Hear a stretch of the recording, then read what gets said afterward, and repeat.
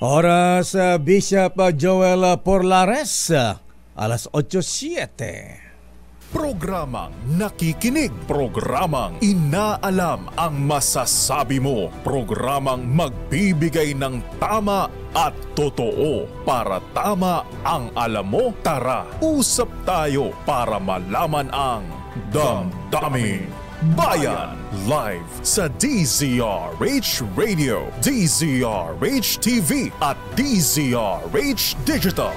DZRH Damdaming Bayan. Kasama sina Lakay Deo Macalma at Sister L Elaine Apit. DZRH Damdaming Bayan. O mga kuya, good morning. Mga misis, mga ateng. Abay, natanggap niyo na ba yung 13-month pay at bonus? Buti pa mga government employees, ano ha? Abay, medyo malaki-laki yung pamasko ng Pangulong Bonget, ha? Abay, 20,000 pesos po, mahabigan. Aba, malayo-layo ang mararating yan.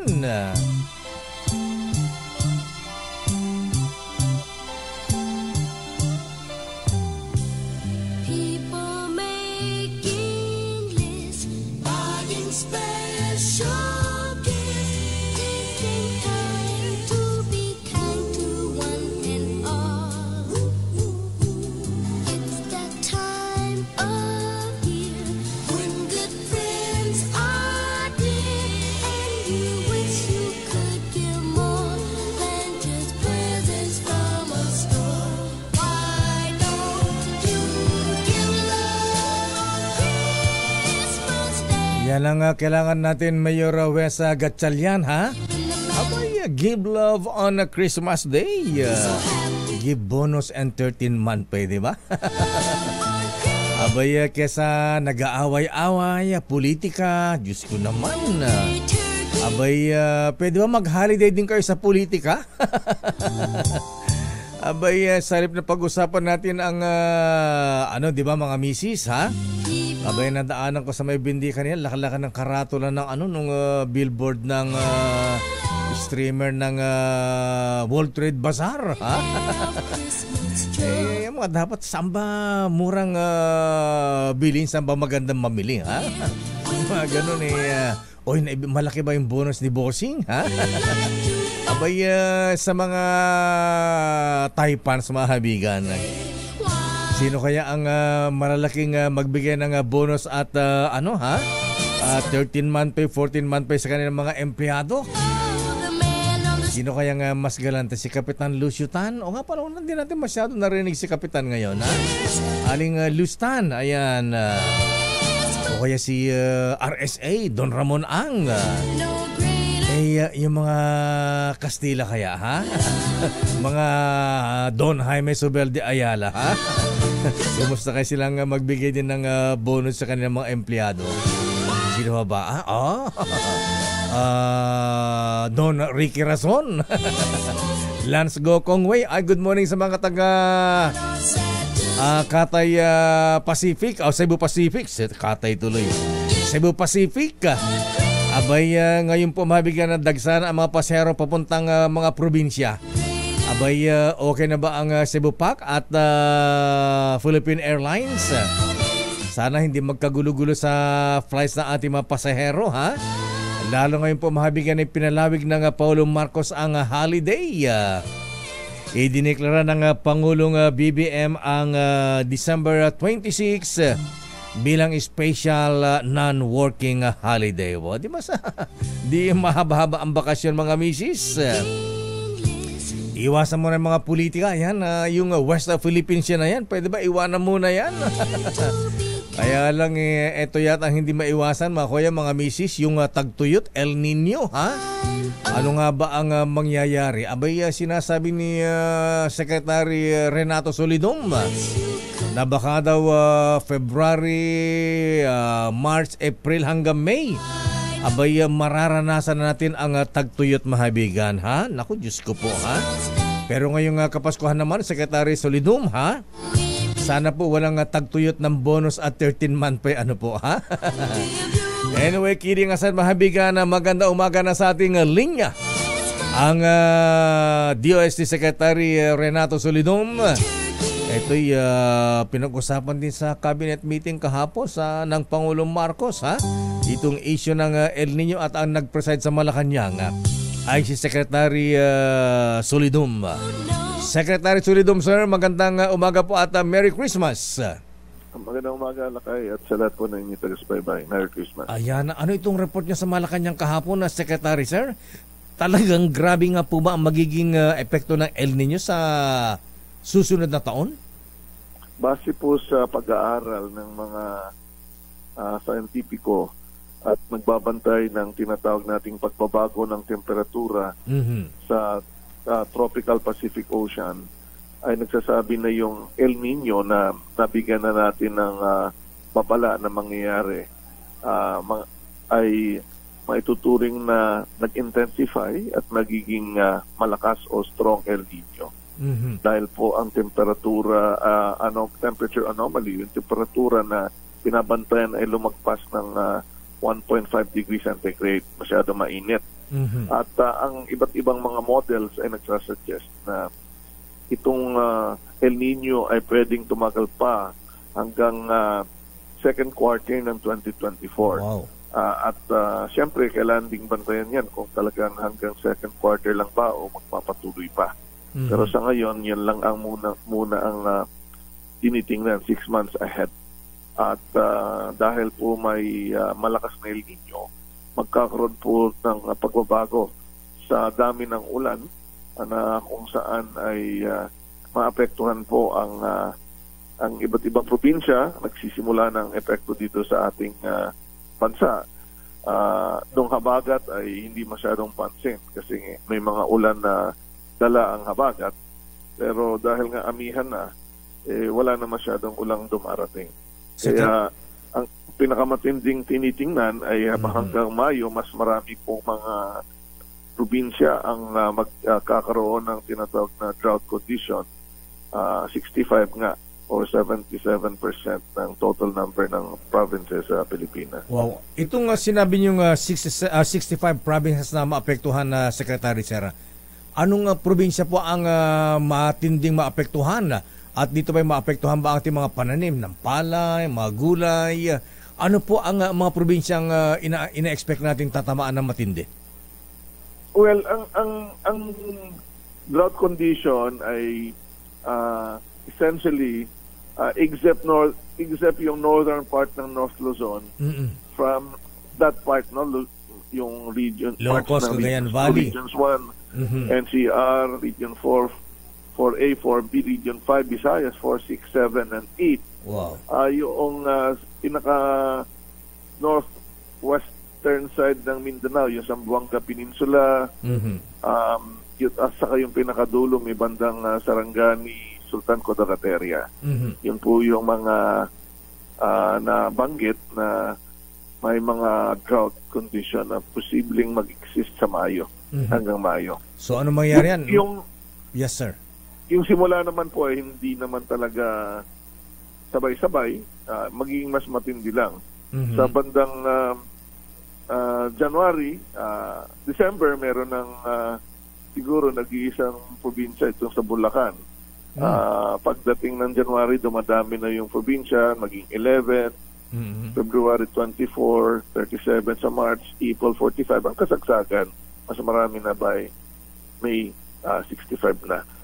Pero mapapansin na natin na nanunuyo na ang rainfall, ang condition sa Pilipinas kasi wala nang masyadong ulan, wala ring masyadong ulap. So anong epekto nito sa food production natin, Secretary, sir? Di siyempre kung ayun yung kailangang paghandaan talaga at kaya nga nagkaroon na ng meeting kasi Lakay na meron naman na tayong action plan na ginawa early part of the year. Kaya lang dahil nga sa strong El Nino, kailangan palakasin pa ang kahandaan para yung epekto ng pagbabago ng rainfall at init ay maibsan. So ano po itong mga hakbang na gagawin natin, Secretary, sir, para maibsan ang epekto ng El Nino? Pagdating sa Department of Science and Technology, patuloy po kaming magsasagawa ng magbibigay ulat, pero ang mga department na concerned dyan ay DNR, pagdating sa tubig, Department of Agriculture, at ang isang tinitingnan nila ay mag-stock ng mas maraming pagkain habang hindi pa kasagsagan bandang second quarter ng taon.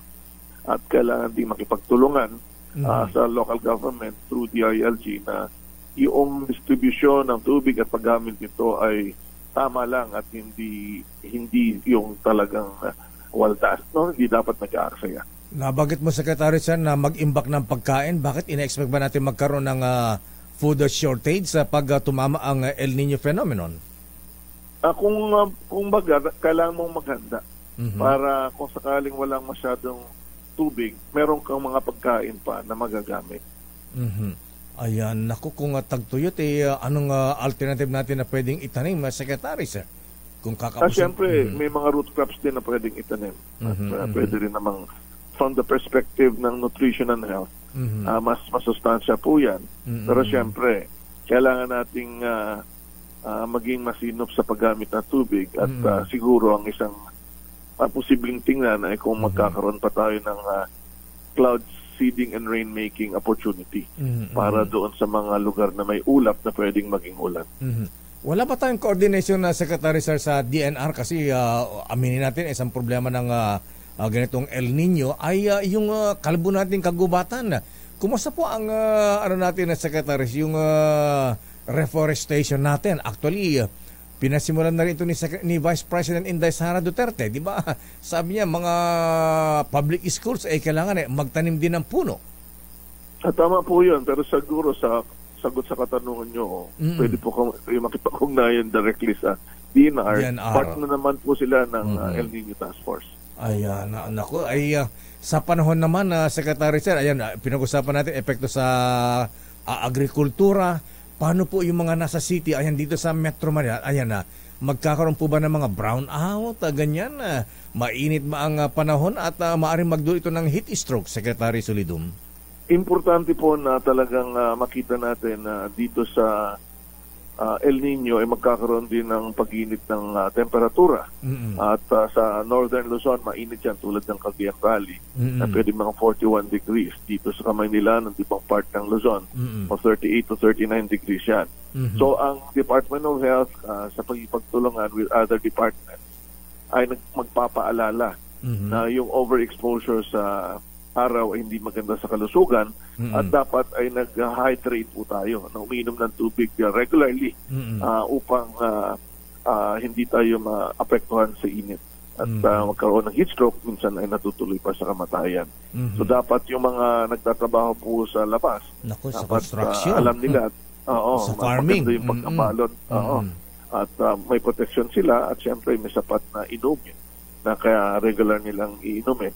At siyempre, kung maglalakad tayo, mas maganda. Meron tayong pananggalang like payong o mga soprero para hindi tayo masyado maapektuhan. Wow. Anyway, Secretary Sir, sa ibang issue, ayan sunod-sunod po ang mga lindol ngayon na nitong susunod na taon ba, may inaasahan ba tayong mga malakas pa rin paglindol, Secretary Sir? Yung the big one na sinasabi po natin sa DOST. Hindi po natin masasabi kung kailan mismo yung nangyayari to, pero dahil po sa iba't ibang mga earthquake generators o faults na nasa lupa at yung tinatawag ng trenches na nasa karagatan, ay ang ating dapat na parang isip at kilos ay handa parati. Kasi pwedeng mangyari talaga ang isang malakas na lindol anumang oras. At pagdating na dito sa Kamaynilaan, ito yung isang senaryo na ating pinapaganda na pagkilos ng West Valley Fault na kung handa tayo at matibay ang ating mga bahay, mga gusali, kahit yumanig ng malakas at hindi naman siya matitinag o hindi siya mag-collapse, handa tayo dyan. Pero, siyempre, marami pa rin tayong nakikita mga gusali at bahay, mga luma, at yung mga hindi nagawa na may supervision ng mga engineers na sa tingin natin ay marupok pag dumating ang isang malakas na lindol na dapat ayusin ang mga ito. Secretary Solidum, sir, maraming salamat. Magandang umaga po sa inyo at Merry Christmas. Thank you. Maraming salamat din po. Mga kaibigan, DOST Secretary Renato Solidum. Christmas time in the Philippines. Santa Claus coming down your chimney or your neighbor. Yan ang mahirap dyan mga misis, ano ha? Tata Selo Lagmay, yung paranim mo dyan sa ektar-ektar yan, tinatanim mo ng palay dyan sa Nueva Ecija. Baka hindi mo na mataniman yan, ha? Sa bagay, sa amin sa Ilocos, pag ganitong tagtuyot, tabako ang tinatanim namin, tsaka bawang, ha? Kaya lang yung mga walang pambili ng water pump. Ayan. Iniigib dun sa nag-iigib pa dun sa ilog para pandilig ng tabako o bawang. Kaya lang mga ilog na rin po ay natutuyo na. Babalikan po natin maganda umaga nga pala sa mga taga-Tuguegarao, Cagayan.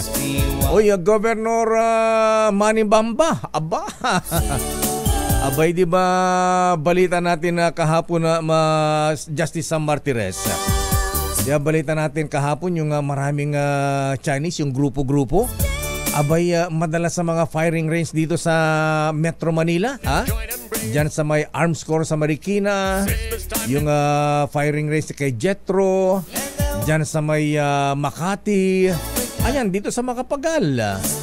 Alam po niyo mahabigan ni General Cabagis, General Benjamin Acorda Jr. Kuyang, sir, ha? Abay, maraming nababahala din dun sa Tuguegarao. Ibalita natin kahapon yung mga grupo-grupo ng mga Chinese, ha? Na madalas sa firing range. Abay, pati pala dun sa Tuguegarao, marami na rin pong Chinese lumahabigan na madalas din sa mga firing range. Allah! Ano ang kanilang pinaghahandaan, ha? At maraming mga Chinese students sa Tuguegarao City mahabigan. Kaya lang may duda yung iba, parang hindi naman yata seryoso sa pag-aaral. At sila ay naka-enroll sa, sabi na ating bubita, Justice Sam. Governor Manny Mamba, ha? Ayan, alam nyo ba ang mga ito, ha? Baka bisita pa rin nyo ang mga ito, ha?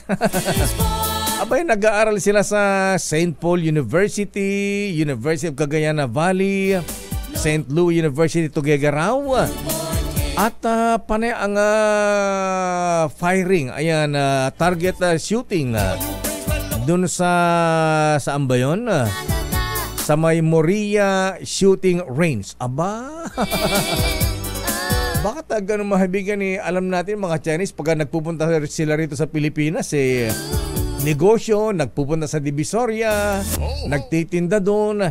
Pero bakit ngayon mahabigan bakit firing, shooting ang kanilang pinagkakaabalahan? Abay, meron ba silang ano kaya ang mga ito, ha? Hindi na kaya miyembro ito ng PLA, ha?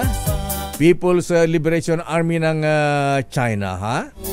Abay, sa pa na ating bubit, General Ben Acorda, sir, ha?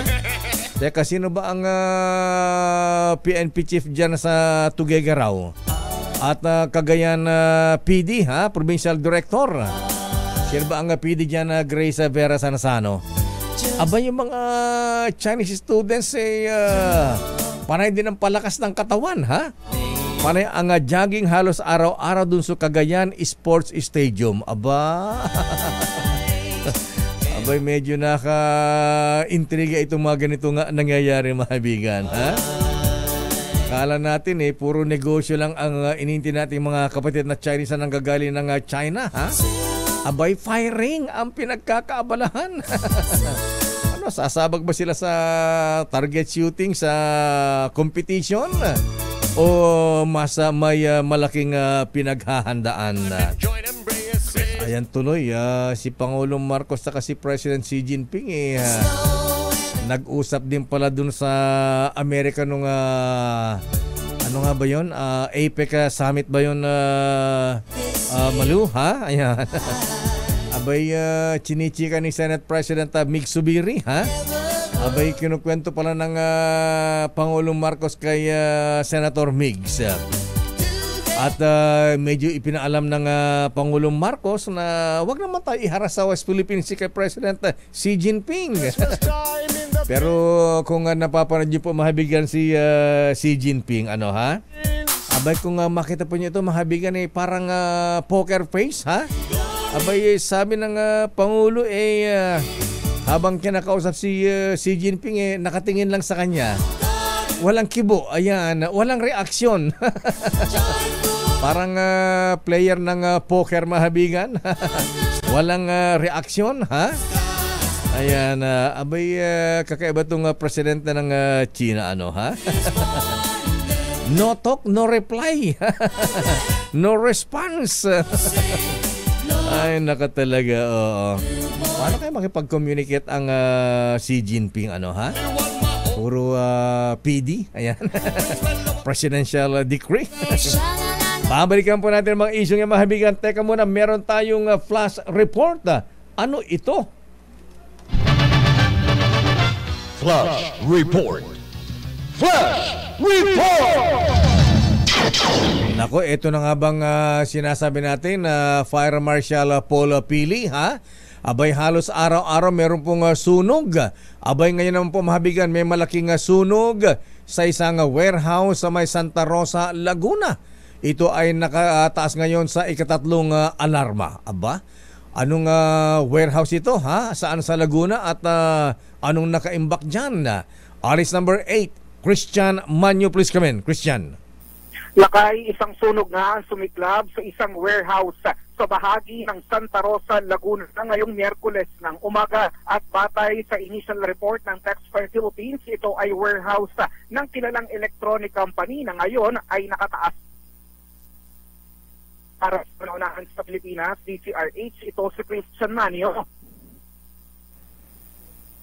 Sama-sama tayo, Pilipino. Putol-putol ka. Ayan, so electronics, anong klase electronics yan? Daiichi ba yan? O pag-aon ba na speaker? Isang kilalang electronic and appliance company na kaya at kinukumpirma natin ngayon kung ano ba yung laman ng nasabing warehouse at tayo papunta na rin. Ayan na. Ito yung nakataas sa ikatlong alarma at bahari dito sa radio communication na ating natatanggap double type ang radyo ng mga pero. Ayan, maraming salamat Christian. Bakit na kayo? Flash Report. Flash Report! Kaya yung pong sinasabi natin mga misis, mga kuya, ingat-ingat po tayo, ha? Halos araw-araw ay may nangyayaring sunog. Abay, may namamatay pa. Kaya ingat-ingat po tayo. Damdamin Bayan. Sandali lamang sa ating mga reports. Abay, ito ang gusto natin. Val Gonzales, Secretary Francisco Chulaurel.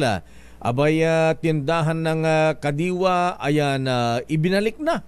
Abay, saan? Sa Quezon City. Dapat all. O nga pala, Secretary Laurel. Abay, dapat po Secretary Benhar Abalos. Dapat lahat po ng mga LGUs merong ganito, ha? Kadiwa stores o kaya Kadiwa centers. Abay, Mr. President, ha? Abay, siguro kalampagin nyo rin yung mga LGUs natin. Abay, parang ninga sa kugunton nangyayari sa atin, ha? Abay, pagka tumaas ang presyo ng bigas, may Kadiwa, ha? Pero after a few days, ala na naman. Damdamin Bayan. Babalikan natin yan saan yan, Val. Presyo ba ang mga bilihin dyan? Meron bang 20 pesos na kada kilo ng bigas dyan? Standby Boy Gonzales. Babalikan natin ang mga report na yan. Standby Miss Let Narciso. Abay, ngayong araw ng Miyerkules. Miss Let, abay, ano schedule ng Pangulong Bongbong Marcos ngayon? Siyempre mga misis, abay, sa mga nakatanggap na ng bonus o yung mga misis na mga government employees, misis, mga ateng, inintrega na ba ni Mister yung kanilang yung kanilang bonus? Damdamin Bayan. Pero para maganda umaga natin, mahabigan, kailangan ni chill-chill lang, ha? Huwag masyadong magpapekto sa issue ng politika, ha? Dito tayo sa good news para maganda ang araw natin mga misis, di ba? Abay, kailangan para maging kalma lang, chill-chill lang. Abay, uminom tayo ng masarap at mainit na kape, ha? Sa mga lovers dyan, coffee lovers, Mr. Jimmy Serrato, ha? Abay, mag-Jim sa Coffee Mix sa Twin Pack muna tayo. Ikaw, Kaselo Lagmay, ha? Abay, habang nandyan ka sa bukid mo dyan sa Nueva Ecija, ha? Masarap magkape apo ng Jim's Coffee, ha? At alam mo ba na may Twin Pack na ang Jim's 3+1 na Coffee Mix, ha? Abay, ito rin pala iniinom ni Justice Danton Becer, ha? Habang ito ay nasa kanyang farm.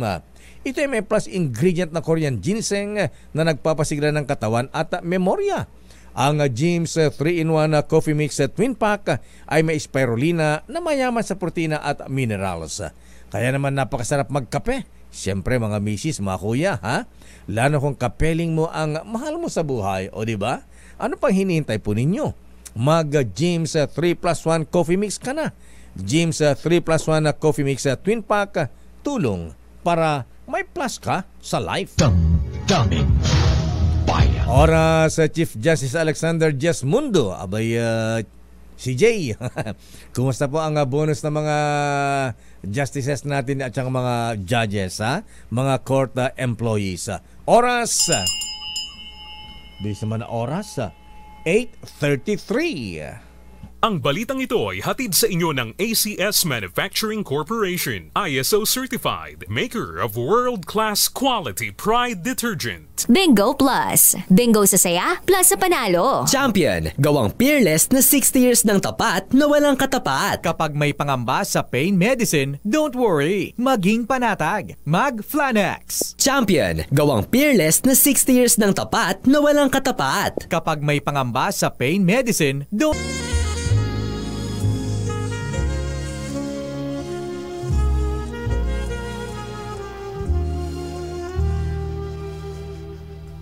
Merry Christmas and a Happy New Year from DZRH. Merry Christmas, Sister L. Merry Christmas, Lakay. Merry Christmas, everyone. Yan ang boses mo. Parang pagod na pagod na. Para ka nga kumanta. Pero good morning muna, Lakay. Ayan. At 12 days na lang, Lakay, ha? Mabilis ng panahon. Remind lang kita, 12 days na lang, Pasko na. Sabi ko na sa email ko na lang yan, eh. Damdamin Bayan. Pero sandali lamang, bumabaha po, mahabigan. Abay, pinag-uusapan lang namin kanina ni Secretary Solidum. Ang El Nino tagtuyot, abay dyan sa may Ligarda, Sampaloc, Manila. Bumabaha po, mahabigan. Dahil sumabog ang linya ng tubig ng Maynilad.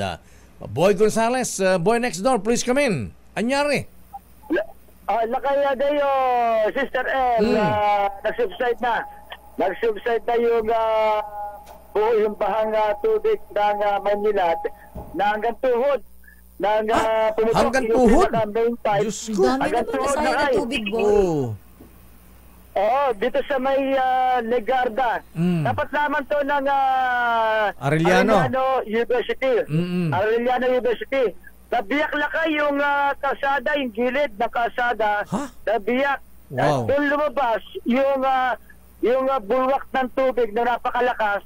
Kaya bumaha itong kalsada. Pati yung ilang residente rito. Kaya makikita sa video lakay tsaka sa picture, yung nabiyak, parang nagkaroon siya ng sinkhole. Yung mismo pinakakalsada. Pero wala na. Wala na lakay ngayon, nag-subside na. Ang problema ngayon, yung mga consumer lakay, napakarami ng mga nawala ng tubig ngayon dito. Naku, yung mga residente dyan. Oo, lakay. Yung iba, papasok pa lamang. Nagtrabaho. Dahil slow, ligo sila ngayon. Oo, at wala para dumarating na supply ng tubig ang Maynilad para pa samantala magamit ng mga residente dito sa Estero de San Miguel nang mawalan ng tubig. Sa ngayon, kinukumpiri na lakay, sinasaayos na ng mga tauhan ng Maynilad at binabakbak na nila yung pinakakalsada at doon pala nila malalaman, makikita kung paano gagawin dahil sa pumutok na yung pinaka-main pipe ng Maynilad dito sa Legarda, tapat mismo ng Arellano University. Kaya ngayong oras na ito, lakay, kanina pa umaga, ang tindi na lakay ng traffic, napakabagal na. Kung galing ka ng Mendiola, galing ka ng Recto, papunta ka ng area ng Pasig sa may nagtahan, isang lane na lamang ang ginagamit ngayon dahil sarado sa dali ng sasakyan, itong kalsada papunta dyan sa area ng Arellano University. Teka, Boy, alin yung isinarado kung galing ka ng Santa Mesa, yung right lane o kabilang lane? Yung kung galing ka lakay ng Mendiola Ercio, papunta ka ng Nagtahan, papunta ka ng Puresa, yung bago dumating ng Arellano University, ito yung pasamantalang isinara. Kanan. At kaya naging, right lane. Lakay, kanan. Right lane. Papuntang Recto. Yung kabilang, lakay. Yung papuntang Recto, lakay, papuntang Recto, ano siya, double, ang tawag dito, nagdalawa na ang linya. Isang lane lang na magkapila.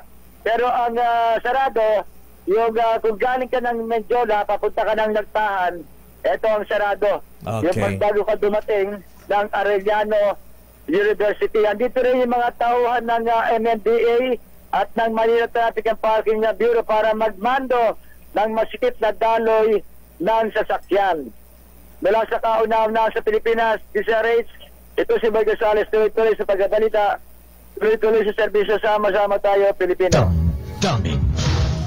Maraming salamat, Boy Next Door, Boy Gonzales, mula sa Ligarda Street, Sampaloc, Manila. At least napigil na yung pagbaha, pagbulwak ng grabe ha. Oo. Abot hanggang tuhod. Sayang lakay ang tubig, abay, diba? ilang drum na ng tubig yan, ilang libong drum na yan, ha? Kung ilang minutos na hindi na apula ka agad Hindi ko natanong kay Boy Lakay kung may nag-swimming ba eh. Kasi di ba usually kapag may ganyan, mga bata, may nagsuswimming, o kaya naman may naliligo. Teka muna, ang gusto malaman ng mga ating ngayon, mga misis, ang presyo ng bilihin at saan ba may Kadiwa Center Store na naman? Oo, yung parang kabuti ito, pasulpot-sulpot. Pasulpot, oo. Ba yan? Hindi ba pwedeng matuloy-tuloy? Or di ba laki yung schedule lang? MWF. Ayan, dapat may regular schedule para at least abangan ng mga misis. Lunes ngayon o kaya Martes, mamaling ako dun sa Kadiwa. Mga tipong ganun ba? Para yung supply nila ma-anticipate. Dapat ganito yung supply na bibili. Yan pa naman ang isa sa mga ipinagmamalakan ng Pangulong Marcos, hindi masustain ng mga taga-DA. Ha? Sino ba namamahala sa mga Kadiwa centers na yan? Alamin natin, Lakay, for sure, mayroong nakatoka dyan. Pero alamin natin dahil tindahan ng Department of Agriculture Kadiwa sa Maginhawa Street at Quezon City, muling ibinalik. May nagbabalik. Val, gaano ba katagal na wala yung Kadiwa? Kasi parang ngayon lang ulit Lakay, di ba? Kaya nga. Ilang buwan ba na-stop? Oo nga, tama, ilang buwan ito, Val? Kasi parang medyo matagal yan. October ba? Huling may Kadiwa store dyan? Kasi kapag ka may Kadiwa, nandiyan si Val Gonzales Lakay, namamalengke yan eh. Val, magkano ang presyuhan ng mga gulay dyan sa Kadiwa ngayon? At bigas. May bigas ba dyan? Oo. RH5, Val Gonzales. Val. Bago kita sagutin na Sister L at Mayor, may paliwanag naman pala. Sa ilalim ng umiral kasi na patas, mayroong election ban. Kaya tumigil. Election ban? Niloloko naman tayo. Pati ba naman Kadiwa Center, election ban? Hindi naman construction yan. Hindi naman government project yan eh. Anong katarantaduhan naman yan? Oo, saklaw daw, Mayor. Saklaw daw ng election. Sino may sabi? Etong binabanggit nitong mga namamala dito, itong mga kalokohan naman yan. Saklaw pala ng election ba nito, Mayor? Oo. Maging yung pati ba ng pagtitinda saklaw ng election ban? Anong kalokohan yan? Dahil ito ay proyekto siguro ng gobyerno. Dahil kung maalala mo, Mayor, yung programa ng DSWD, yung pamimigay ng assistance, yung AIX program, nakakuha ng exemption yon sa election ban. Kaya dyan ba nga, merong exemption yan pa kayang pagtitinda ng pangkabuhayan yan. Necessity yan. Baka hindi nakapag-apply ng exemption. Hindi ako iniwala dyan. Palusot lang ng mga taga-DA yan. pero maganda, Mayor, nandito na mulit, magtutuloy-tuloy na. Magtutuloy-tuloy na itong pag-arangkada na muli ng mga mas murang bilihin kumpara sa mga palengke na itinitinda dito sa Kadiwa Store, dito sa kahabaan ng Maginhawa Street, dito sa Quezon City. Kaya naman yung ilan doon sa ating mga kababayan, ngayon lang nakakaalam. Kaya biglang sulpot din yung mga dating mga parokyano na bumibili dito sa Kadiwa Store, dito sa kahabaan ng Maginhawa Street, dito sa Quezon City. Yung presyuhan ng mga gulay, Mayor, mas mura naman ng konti dahil yung kamatis ay 30 pesos yung kada kilo, 30 pesos yung kada kilo ng kamatis. Yung talong ay 80 ang kada kilo, yung ampalaya 70 pesos ang kada kilo, yung pangsigang na sili ay 90 pesos yung kada kilo. 200 piso lamang ang one half ng siling labuyo o 400 pesos kung kilo ang pag-uusapan. Yung kalabasa 45 pesos, yung sibuyas 140 pesos, yung luya ay 100 piso yung kada kilo, ang kalamansi ay 70 pesos, yung kangkong ay 10 piso, yung pechay 70 pesos yung kada kilo. Yung itlog, Mayor, yung itlog, yung pinakamura ay 7 pesos and 50 centavos yung kada isang piraso. Ito yung medium size. Pero kung ang pag-uusapan yung medyo mahal ng konti, 8 pesos, 8 pesos yung kada isang piraso yung itlog. Pero kung yung isang tray, dahil 30 piraso yung isang tray, ay 240 pesos yung kada isang tray na naglalaman ng 30 pesos o 30 piraso ng piraso ng itlog. Meron ding mga produkto dito, Mayor. Bago makalimutan, may bigas ba dyan? Meron, may bigas. Magkano? Magkano per kilo? Ang itinitinda lang rito 56 pesos yung kada kilo. Ha? Dahil wala yung from wala 20 yung from 20 naging 56 na. Diyos ko, doble. Wala daw silang supply nung 41 pesos o 42 pesos at wala din sila nung 45 pesos na presyo ng kada kilo ng pinas dito sa Kadiwa Store. Kung ganyan pala ang presyo, 56, ba't ako pupunta dyan? Mamamasahe pa ako, doon na lang ako sa may talipapa. Val, wala ba dyan si yung nagbibenta lagi ng murang bigas? Anong grupo nga yun? Unigrow. Wala na. Wala na dito sa Quezon City. Hindi na nagbebenta ng 25 pesos. Matagal na. Halos may 4 na buwan na yatang hindi nagtitinda yung grupo ng Unigrow na nagbebenta ng murang kilo ng bigas nung nakalipas na yung mga ilang buwan dito sa bahagi ng Quezon City at ilang pang lugar dito sa National Capital Region. So yan yung bentahan dahil nakikita dito sa kahabaan ng Maginhawa Street yung mga nagdaraan, sigurado aabangan na nila ito kada araw ng Miyerkules. So yan ang presyuhan ng Mayor. Ano yung bigas na 56 pesos yan? Wag-wag ba yan? Sinandomeng? Jasmine rice? Check mo nga, Val. Ano ba yan? Anong klaseng bigas yan? Ano yung bigas na binebenta ninyo? Buko? Buko pandan? May bigas bang buko pandan? Buko pandan. Hindi ba pang dessert ito? Pang dessert itong Oo nga, yun ang focus mo sa camera mo ha? Patingin nga kay Val. Super Angelica, Mayor. Super Angelica? Premium rice. Ganun ba? Okay. Yan. Premium rice. Yan ang 56 pesos. Correct, ito yung walang durog, Mayor. Walang durog. Bata parang kulay brown. Hindi, medyo maputi. Siguro. Maputi ba? Itong camera lang ng ating camera. Camera lang laka. Ano ba yung cellphone niya? Vivo ba yan? O Samsung ba yan? Oppo? Ayan. Okay. Sige, Val. Ayan. Papalitan na daw niya bukas. Ayan. Sige, mananalo sa raffle. Mapapalitan yan. Okay, Val. Maraming salamat. Yan yung presyohan ng mga mas murang bilhin kumpara sa mga palengke na mapibili dito sa Kadiwa Store, dito sa Maginhawa Street, Quezon City. Val Gonzales, back to you, Sister El at Mayor. Damdamin Bayan. Maraming salamat, Val Gonzales, mula sa nabuhay na Kadiwa. Ayan, pasulpot-sulpot. Abay, Secretary Francisco Kiko Chulaurel. Abay, siguro ito pa isang hamon sa inyo dahil alam po ninyo, ang Kadiwa ay isa sa mga major projects. Gusto ng Pangulong Marcos administrasyon na ibalik. Katulad nung Kadiwa noong panahon ng kanyang yumaong ama. Bakit hindi nasusustain?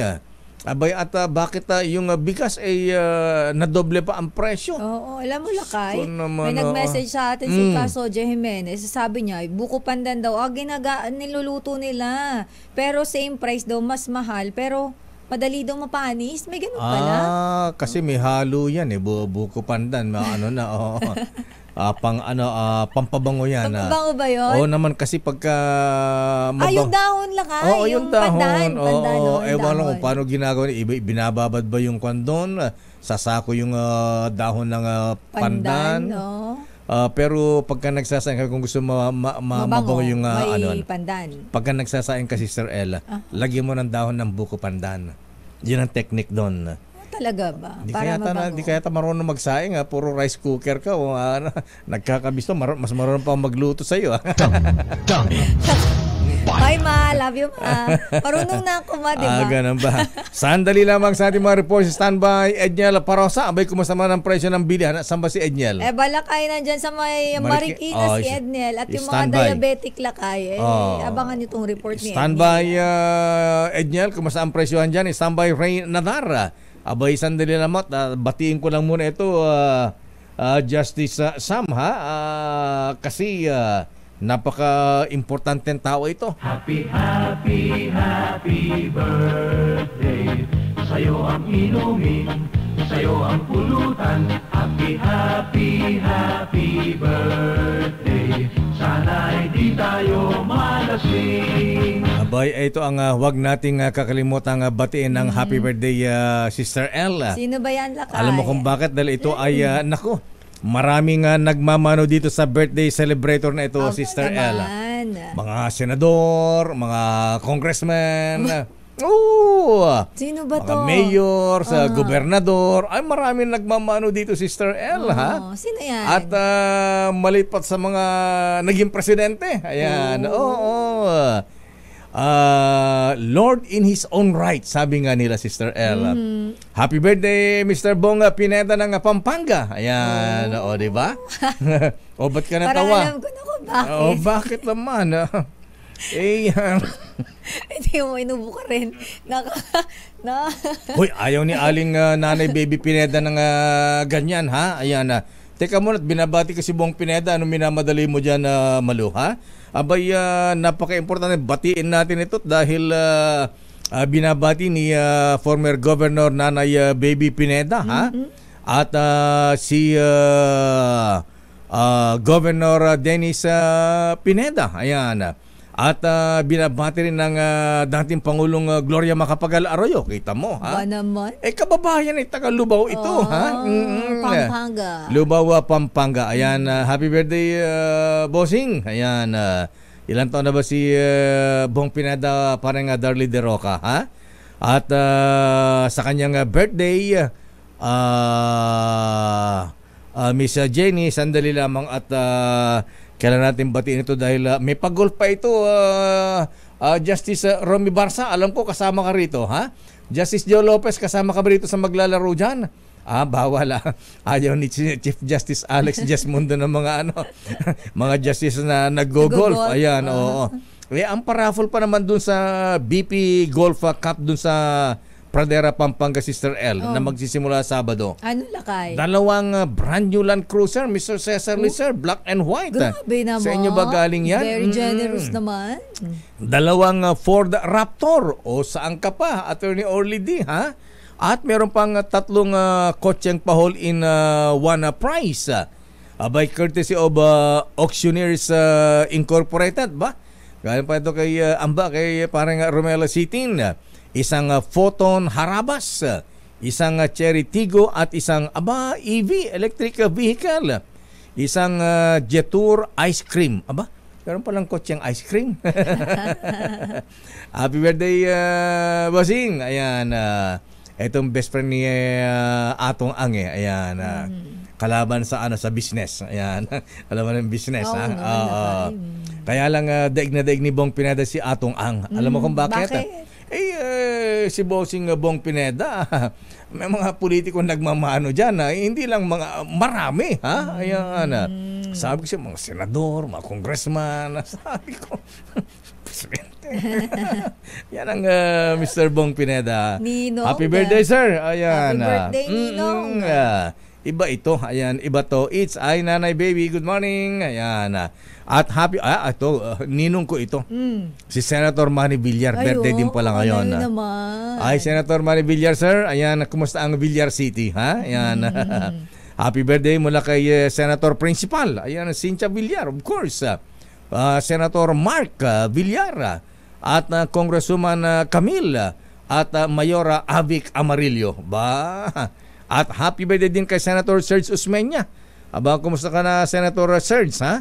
Di ba Liberal Party ka, Senator Serge? Alam po yung mga taga-Liberal Party, wala nang pambato sa presidential election, ha? Mukhang nang hina na ang mga taga-Liberal Party. Happy birthday din kay Susana Tan ng Unilab. At siyempre, happy birthday kay Attorney Orly D. Oy, Attorney, ha? Binabati ka ng Sandigan 82. At siyempre, kalimutan natin batiin ito, ha? Si belated happy birthday kay Judge Pia Bersamin Embuscado ng Las Piñas RTC. Anak ito ni Little President Lucas Bersamin. Ayan. At binabati ni Little President Adrian Bersamin. Happy birthday po. Ayan. At ayon sa aking bubita, Sister L, Daming Bayan. Justice Sam, ha? May natuklasan po yung aking bubit, ha? Malaking tulong pala, ha? Sa mga namumroblema sa gastusin mga ating mga misis. Malaking tulong sa gastusin natin mga lola, ha? Na mga Pilipino sa gamot at may kakarangal pa nating lahat. Dahil ayon sa aking bubita, ang Rhea Generics ay piniling makapartner na makilalang international pharma experts dito sa Pilipinas. Di ba? Nakaka-proud. Ay talaga ba doon na maraming nagmamano kay birthday boy Mr. Bong Pineda? Maraming nagtatanong sa'yo, Lakay. Kailan pa bang i-memorize yan? Ayan. Pareho po, ayan. Pareho active ingredients ng branded at mga generics. Pero iba ang kalidad ng pagkakagawa. Ang Rhea Generics ay hindi lang basta generics. Ito ay gawang branded. Dahil gawa ang Rhea Generics ng mga world-class pharma partners tulad ng Pfizer, Viatris, Sanofi, GSK, Otsuka, Merck, Fresenius Kabi, AstraZeneca, OEP Philippines, Landbank at Boehringer Ingelheim. Kaya Mr. Cesar Lee, ha? Makasiguro ka na ang Rhea Generics, Dr. Alan Racho. Ito ay tunay na world class sa tunay na abot kayang halaga. Ang katunayan, tatak Rhea at tatak ng world class pharma. Sa box magkasama yan. Nandun po ang world class na Rhea Generics. If symptoms persist, consult your doctor. Daming Bayan. Oras, Sister L. 2 minutes after 9.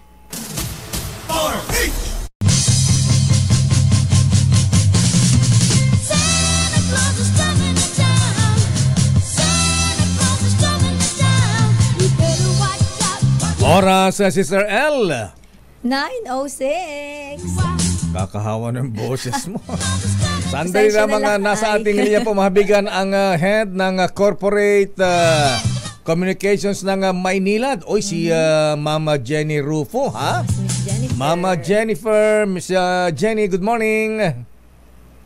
Magandang umaga po, Sir Deo and Miss Elaine. Magandang umaga po sa mga nakikinig sa inyong programa. Naku ma'am, hindi maganda umaga ng mga taga-Ligarda. Ayan. Ano pa ang nangyari? Ba't sumabog yung main pipe ng Maynila dyan sa may bandang Ligarda? Sir Deo, kasalukuyan po ay sinecheck natin kung ano yung actual na pipe na nag-burst dito po sa may Ligarda Corner, Santa Teresita. So, natanggap po namin actually yung report of the pipe burst kanina po madaling araw ng alas 4. Ha? Kanina umaga pa pala yan?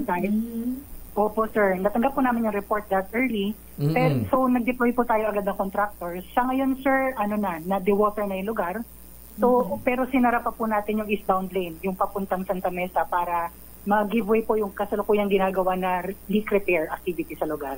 Naku, Mama Jenny, hanggang kailan po mawala ng supply ng tubig yung mga taga-Ligarda dyan sa paligid ng Bustillos? Opo. Ang affected, Sir Deo, dahil ginagawa nga natin yung leak repair, around 6,400 service connections, yung kasalukuyan na merong service interruption.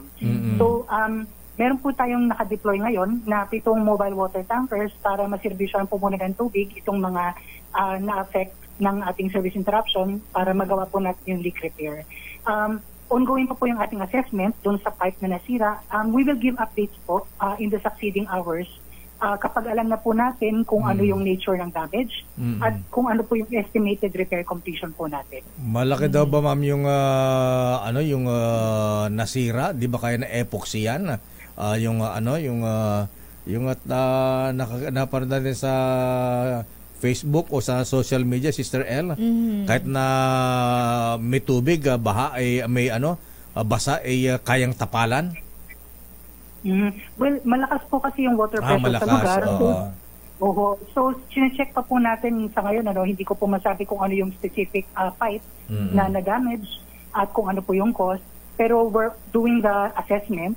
Tapos pag alam na po natin, then matatansya na po natin kung gaano kabilis yung magagawa natin na repair and how soon po natin maibabalik yung serbisyo dun sa mga adjacent area. Ma'am Jenny, ang tanong po ng taga-Ligarda ngayon wala daw ba kayong ipapadalang mga fire tangke supply ng tubig sa mga naapektuhan? Well, sir, sa ngayon po, meron po tayong umiikot na mobile water tankers. Ayun mo. Doon po sa areas na yan, meron po tayong 7 sa kasalukuyan na umiikot dyan. And then ongoing naman po yung ating coordination with the barangays, assuming mayroon po silang may dadagdag na mobile tankers sa kasalukuyan umiikot na. Miss Jenny, ako aside po dito, mayroon din po tayong pinangambahan ito pong El Nino phenomenon sa ating bansa. Ang statement po kasi ni DOST Secretary Solidum mukhang makakaranas po tayo ng matinding tagtuyot by May 2024. Gaano po kahanda ang Maynila just in case po itong mangyari po itong ganito worst case scenario po? Gaano po kahanda ang Maynilad? Opo. Well, matagal na po natin alam itong expected na El Nino. In fact, ongoing po siya and aware po tayo na posibleng ma-reach po niya yung peak by the first half of next year. So actually, meron po tayong mga tinatawag na supply augmentation projects na noon pa po natin ginagawa. So essentially, makakadagdag po ito sa available supply para meron po tayong ma-distribute in kasong maapektuhan po yung ating traditional sources of water. So handa naman po tayo and constant po ang ating coordination with all stakeholders ng Angat Dam dahil yan pa rin po ang ating primary source of water. Sa ngayon po, sinasagad po yung height ng tubig dyan sa Angat Dam para masiguro po na we will have enough supply by next year kahit po meron po tayong El Nino phenomenon. So, dependent pala ang Maynila, Mama Jenny, sa Angat Dam, supply ng tubig. Kung matuyo o kaya bumaba ang water level, hihina din po ang supply ng Maynilad. 90% po kasi, Sir Deo, ng ating supply ng tubig nagmumula sa Angat Dam. So, tama po kayo, yan pa rin ang ating primary source. We're dependent on it. Ang kagandahan po nitong supply augmentation projects na ating ginagawa, essentially, kumukuha po tayo ng tubig mula sa iba na pagkukunan para mabawasan po yung ating dependence sa Angat Dam. So, Meron po tayong kinukuha ngayon ng mga tubig sa mga ilog. Meron din tayong nire-recycle na used water, ginagawa natin potable water muli. At meron din po tayong kinukuha sa Laguna Lake. So lahat po yan, dumadagdag po siya sa additional sources. Yung Laguna Lake, hindi ba sapat yun para sufficient ang supply ng tubig from Maynilad at Manila Water? Well, sir, sa ngayon kasi, ang kinukuha lang po natin sa Laguna Lake ay 300 million liters per day. So, maliit lang po siya. In fact, ang binibigay po nating na supply na galing sa Laguna Lake ay para sa customers po namin sa South lamang.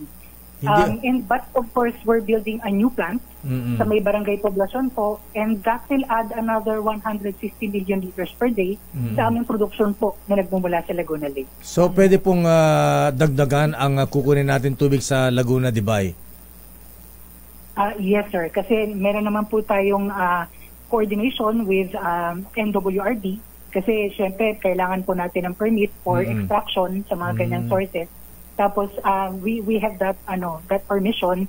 So pag natapos na po yung aming tinatayo na planta sa barangay poblasyon, ang mapuproduce na po ng Maynilad mula sa Laguna Lake ay aabot ng 450 million liters per day. Ano pong sinasabi ng mga opisyal ng Laguna LLDA at siyempre Maynilad, Manila Water, kung ganito nga mayroon tayong El Nino, kung dyan manggagaling lahat ang supply ng tubig from Manila Water at Maynilad, hindi ba matutuyuan yung Laguna de Bay? hindi kayo maubusan ng tubig yan? Well, tama kayo, sir. Sa ngayon po, hindi po natin pwede masabi na lahat pwedeng manggaling sa Laguna Lake. Kasi sa totoo lang po, mga 10% lang po yung ating kinukuha dyan sa ngayon. Ang primary po natin ang pinagkukunan, ang Gatgam pa rin. Kasi yan po yung malaki ang storage capacity, at yan pa rin po yung ating primary na pinagkukunan, at malinis po ang tubig dyan, kaya mas madali siya i-treat. Mas malinis tubig sa Angat kesa sa Laguna. Oo.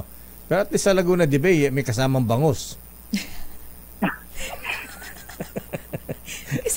Ito si Miss Jen, sa'yo lang, kasamang bangus. Ayan, paglabas ng gripo, may bangus. Masyadong seryoso. Ayan, Ma'am Jenny, ayan, kumusta po ang Christmas bonus nyo kay Ninong Manny B. Pangilinan? Masaya ba ang mga empleyado ng Maynilad, Meralco, PLDT? Well, pagod naman po ang ating trabaho, alam niyo naman po nakalaya sa area ng public service. So, ito yung mga ginagawa po natin ay para po maservisyo ng publiko. Di mo natin sinagot yung tanong ko eh. Pero Miss Jenny, isingit ko lang po, may nag-message po dito sa ating YouTube channel. Sa may area daw po ng Legarda wala, at dito daw po sa may Barangay 409 wala daw mobile tanker pa na dumarating po. Okay. Sige ma'am, kunin po namin yung area tapos ipa-deploy po natin kasi iniikot po siya ng 7 mobile tankers. So mag-antay lang po sila, iikot naman po siya, maaabot din sila. Okay po, Miss Jenny. I-message po namin sa inyo. Okay, maraming salamat Ma'am Jenny. Maraming salamat din po. Magandang umaga sa inyong lahat. Ayan, napakasabi kay Ninong Manny B. Pangilinan. Merry Christmas. Jenny Rupo, head ng Corporate Communications ng Maynilad. Si Balakay. Sabi siya mag-headset ka eh. Ano ba yan? Ayan, sabi binata na ako. Sabi ni Colonel Ariel Kerubin, si Kuya General Rica Marquez, mas galante daw si Ninong RSA kay MVP. Ayan, talaga ba? Wait nga, mama, hindi ako maniniwala hanggat hindi ako. Sandali lamang. Ayan, ano sinasabi mo? May report si Edniel tsaka si Renadar. Sila kayong maganda. Si Miss Annette ba ay taga Maynilad? Yung magandang na-guest natin dito ng anniversary. Taga Maynilad yun. Maynilad. Naalala ko lang mukha kasi siyang artista. Diba? Parang siyang si Alice Dixon. Oo nga, ano? Diba? Sa Alice Dixon ngayon, ha? Alam ba na yan? Yung sa Robinson. Alam mo si Alice Dixon? Ayan. Yan ang kauna-unahang sirena na hindi nagsuot ng bra. Ayan. Kaya hindi ko inabutan yun. Bira ka. Parang hindi ko napanood yung movie pa yun, Lakay. Di ba inabutan si Jezebel? Ayan. Yung Jezebel na inabutan ko. Hindi Lakay yung remake na yung hindi na, yung version na nila. Si Vilma Santos pa yata alam mo nga Jezebel hindi ko ha? din alam. Darna pala si Ate B. Tsaka Darna siya. Si Nanette Medved, alam ko Darna. Ayan, sino ba naka-standby, ha? Pero puntahan mo yung natin si Rena Dar, si Pangulong Marcos daw nasa SBMA, ha? Ongoing programa, ha? Aba, bakit? Binabantay na ba si Tantan? Rena Dar, please come in. Aba, di mo sinasabi nandiyan pala ang Pangulong Marcos, ha? Ray. Alakay, kanina mo tinatanong kung nasaan ang presidente. Actually, papunta pa lang siya rito sa SPMA ngayon. Akala ko nandyan na. On the way pa lang siya. Nandito ngayon yung mga law enforcement department ng SPMA sapagkat very significant itong ceremony na gaganapin dito dahil para palakasin ang produksyon ng palay sa Pilipinas. Bumili ng mga heavy equipment ang ating pamahalaan sa pamamagitan ng NIA, yung National Irrigation Administration.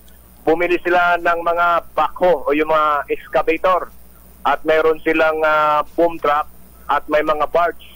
Ito'y i-distribute dito sa Luzon area at napag-alaman ko mula sa National Irrigation Administration ay nauna na silang namahagi ng mga heavy equipment sa Mindanao at sa Visayas at ngayon naman dito sa Luzon area. Ang turnover ng farm equipment ng National Irrigation Administration, kasama dito ang Department of Agriculture. Kaya nandito rin si Secretary Francisco Tio Laurel Jr. At kasama rin dito ang NEA Acting Administrator Engineer Eddie Guillen. 76 na mga heavy equipment ito, Lakay, na iti-turnover ngayon at makakaroon galing saan yan? Galing sa Japan, Korea, China? Alam mo, Lakay, parang China. habang tinatanggalan ng balot itong mga brand new na mga heavy equipment na ito, yung mga nagtatanggal ng balot, napapakinggan yung kanilang mga kwento. Ganitong sabi nila. Ano sabi? Abay, made in China ito. Oo. Ito ay gawa ng si Xi Jinping yan. Industry. Alam mo ba anong bulong-bulungan nila, Lakay, nung pinabalutan, tinatanggalan ng balot yung mga heavy equipment na ito? Bumibili na naman tayo ng heavy equipment at mga anumang mga kagamitan sa China. Di kaya pwedeng bumili tayo ng barko China na gagamitin doon sa Scarborough Shore? Sabi ko para hindi tayo bumpahin. Para hindi bugahan ng tubig. Huwag yung bumbahin ito. Made in China ito. Tapos buksan daw yung makina para kung bumbahin nila masira. Warranty, ayusin nyo. Kaso wala yata warranty. Walang warranty. Ang color nitong na to, Lakay, at saka Ray. Naku, baka madismaya ang Pangulong Marcos pagka nakita niya, made in China, meron ng batas na ginawa si Senator Sani Angara na dapat tangkilikin natin sariling atin, ha? Parang yung Buy Filipino First policy. Kaya nga sabi nga ng ibang mga nag-import ng mga equipment galing ng Japan naman, sabi nila, mukhang hindi magtatagal ito. Ganun ba? Maganda ang pintura pero hindi pang heavy duty. Hindi obra, manipis yung kanyang yung pinaka-shoestring niya, manipis. Pagka kinatok mo ba parang GI seat lang, parang yero lang? Oo, parang ganon, parang halo lang. Maganda lang pintura, Lakay, dahil brand new. So magkakaroon ng ribbon cutting at mamaya kung magkaroon tayo ng chance na makuha na natin ng reaction itong si DE Secretary Francisco Tio Laurel tungkol dyan sa nabanggit mo kanina yung mga Katiwa Center at ano pa mga produktong pang-agrikultura, ay malalaman natin kung ano yung kanyang plano dito sa kanyang departamento, Lakay. Mainam pa yata yung mga second hand na made in Japan na matitibay matibay talaga. Hindi mo matawaran. Hindi naman sa minamaliit natin yun, Sana, pero siyempre Yung itong made in quality. Japan kasi talagang subok na rito sa atin. At itong sa China naman, marami naman ang sinasabing hindi talaga nagtatagal yung gawa sa China. Totoo naman kasi talaga yun. Hindi naman siya minamaliit, pero totoo talaga. Real talk lang tayo dito. Real talk. Kaya nga. Kung nasayang lang yung perang ginamit, kung hindi naman talaga. Kasi itong paggawa nitong, itong purpose para itong pagbili ng heavy equipment, itong mga excavator, mga bako, kung sa National Irrigation Administration gagamitin ito yung maghuhukay ng kanal para bigyan ng patubig yung mga nagtatanim ng palay. Isipin mo kung gaano ka-heavy yung paggamit yan. Ba't kailangan ganyan? Sa amin sa Ilocos, sa Pinili Ilocos, bayanihan lang yan. Magpapatawag ng Kapitan Del Barrio na... Pala lang yan. Pala lang yan. Tsaka araruhin ng kalabaw. Ayos ng irigasyon. Pero dahil yan ang programa ng ating Pangulo ngayon na palakasin ngayong supply o yung agricultural natin sa Pilipinas, siguro ito yung isa sa mga move nila o plano nila na bigyan ng mga kagamitan o mga heavy equipment itong National Irrigation Administration para palakasin ang tawag ito, pagtatanim o yung pag-harvest ng palay. Produksyon sa agrikultura. Okay, Ray, maraming salamat. At si Let, magbibigay din ng additional report dito sa pagpunta ng Pangulong Marcos sa SBMA. Okay, Lakay. Medyo maigpit ang security rito. Mayroong Black Hawk helicopter na paikot-ikot at nag-deploy ng armored personnel carrier sa kapaligiran ng SBMA. Para sa kauna-unang impilan ng radyo sa Pilipinas, DCRH, RH45, Raynadar. Tuloy-tuloy sa pagbabalita, tuloy-tuloy sa pagserbisyo. Sama-sama tayo, Pilipino. Daming bayan. Pupunta lang ang presidente sa SBMA, meron pang armored personnel carrier. Ba't nandyan na ba yung mga Chinese na nagpa-practice ng shooting sa mga firing range? Na agad sa Subic. Mario, baka meron din dyan. Let Narciso, ayan, nandyan na ba ang Pangulong Marcos? Ayan, kasama ka ba sa convoy ng Pangulong Marcos sa SBMA? Akala ko, anong pasisinayaan dyan? Akala ko papasyalan si Administrator Tantan kasi lagana pa smuggling dyan. Mukhang Lakay aside dito, meron pa yatang ibang event ang Pangulo. Ganun ba? Di alamin natin kay Let. Let Narciso, please come in. Miss Let. Lakay na sa Lupao, Nueva Ecija, si Pangulong Ferdinand Marcos Jr. Ngayon. Yes, Lakay. Ano meron sa Lupao? Pinasinayaan ng Pangulo Lakay ang Balbalungaw Small Reservoir Irrigation Project. Ito ay may 840 hectare service area at inaasahang pakikinabang halos 600 magsasaka at kanilang pamilya sa mga barangay ng Balbalungaw, San Isidro, Salvacion, Santo Niño at Mapampang. Kanina Lakay nagsalita yung mayor doon, mayor ng Lupao, si Mayor Alex Romano. Labis-labis yung pasasalamat nila dito sa irigasyon na ito dahil sa kanila palang lugar Lakay ay umaasa lang sa tubig ulan. Ay, parehas. Isang beses lang na isang beses lang isang taon na nagtatanim. Isang beses lang nakakapagtanim. Yung mga magsasaka, sabi niya, baka sa pamagitan nitong irigasyong ito, baka makadalawa o hanggang 3 taniman sila. Pakinggan natin ang bahagi ng pahayag ni Pangulong Marcos sa kanyang talumpati. Agriculture sector. Once fully operational, this multi-purpose dam will provide irrigation for close to 1,000 hectares of agricultural land in Barangay San Isidro, Balbalungaw, Salvacion, Mapampang, here in Lupao, benefiting about 560 farmers and their families.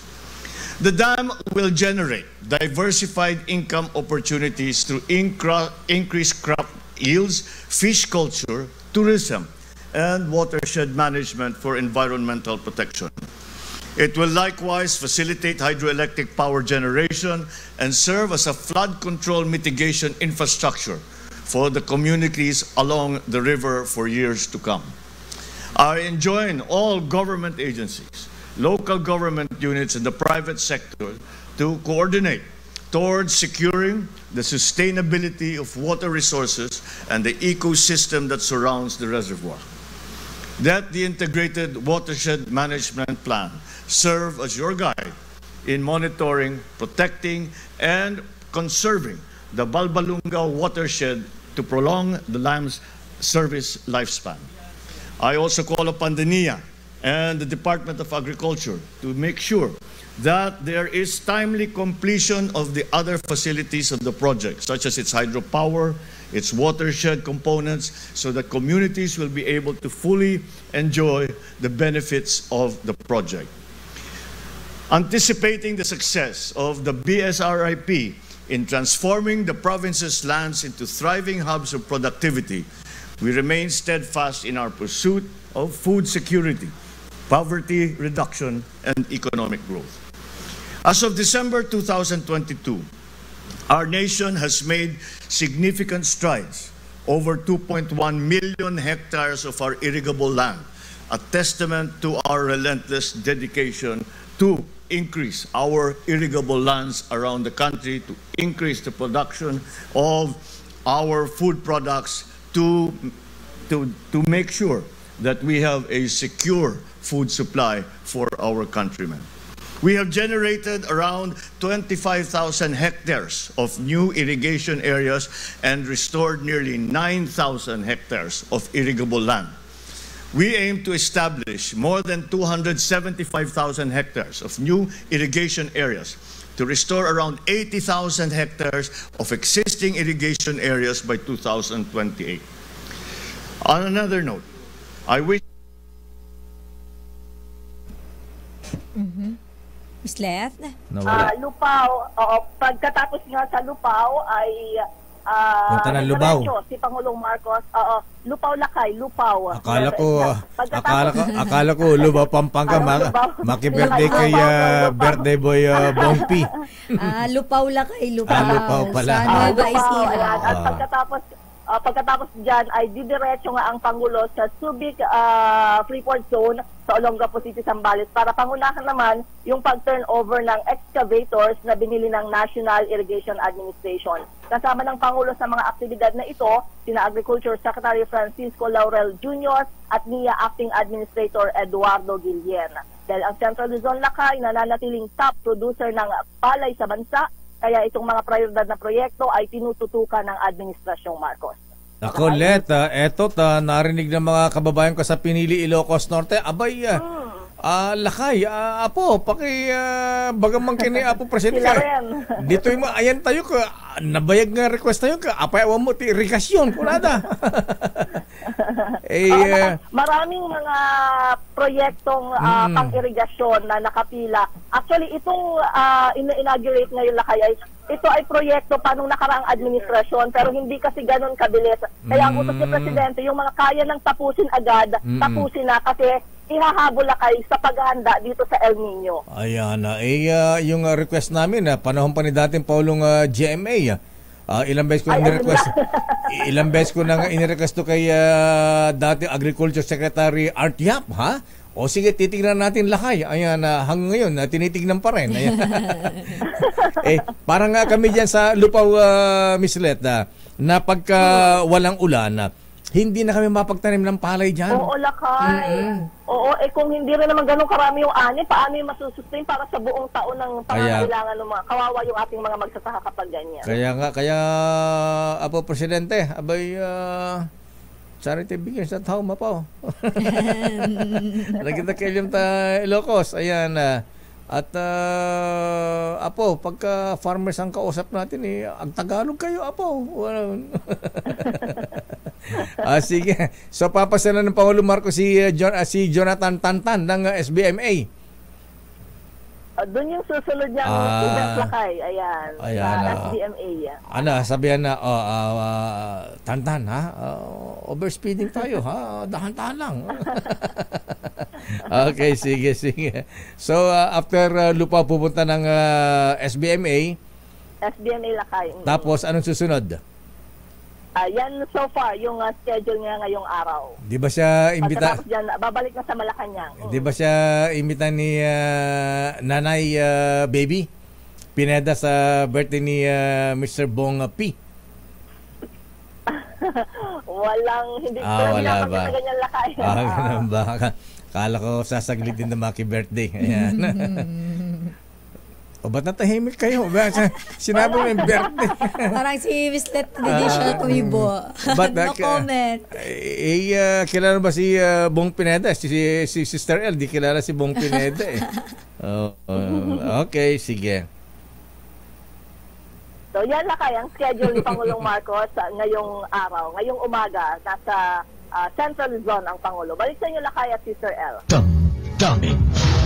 Maraming salamat, Miss Leta Narciso. Ay, parang Darlie, ha? Ilang taon na ba si Boss Bong Pineda? Kasi itong si Bong Pineda, kumpareng buo ni yung dating boyfriend ni Aling Lydia sa Lechon. Si Boy De Roca. Ayan. Magkumpare pala sila, Lakay. Kasama sa derby sa kung saan-saan. May idea ko, Lakay, sa kanya. Kasi may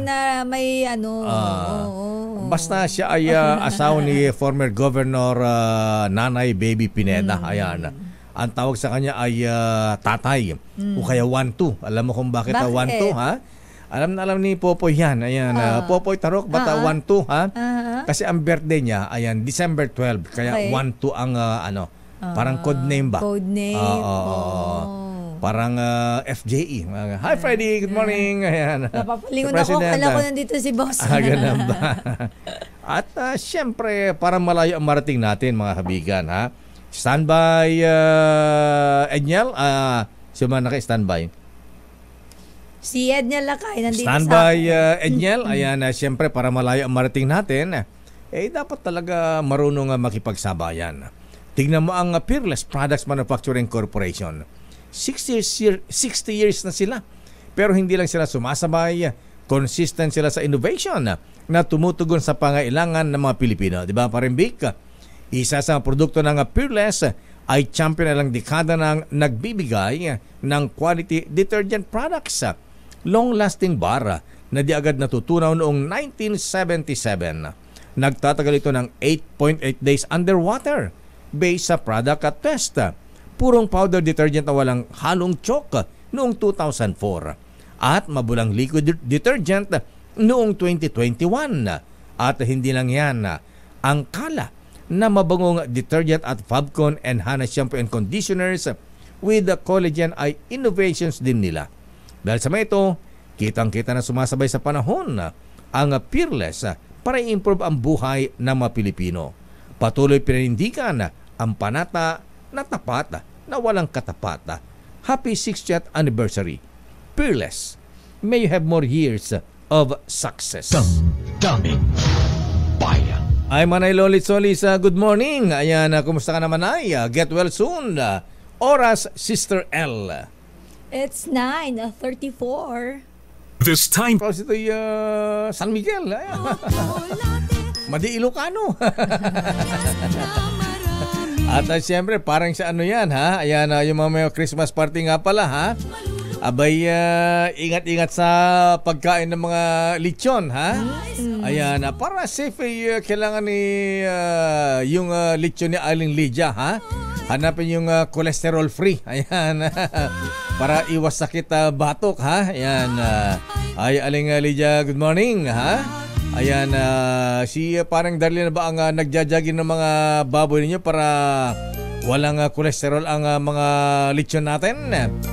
At siyempre sa mga nagiging malilimutin, mga misis, oy mga misis ha, yung 13-month pa ni Inday ha, kakalimutan. At pati mga piloto natin, driver natin, bossing ha. Yan ay dapat bigay bago mag December 24. Yan ang sabi ni Secretary Benny Laguesma. Hi Sec Benny, good morning. Huwag tiisin ang pagiging malilimutin mga ninong, mga ninang, mga lolo, mga lola ha. Mag Memo Plus Gold. Ang Memo Plus Gold ay isang herbal supplement gawa sa 100% pure and natural Bacopa monnieri. Napagtibay na sa clinical studies, ito po ay nakatulong para sa pagpapabuti ng ating memorya at concentration at nakatulong din sa pagbawas ng stress para lagi tayong maging focus at mentally alert. Ano man nating gawain, trabaho kay pag-aaral. At siyempre para always sharp, Mr. Cesar Lee, Ninong, ha? Uy, advance happy birthday nga pala kay Mr. Cesar Lee, ha?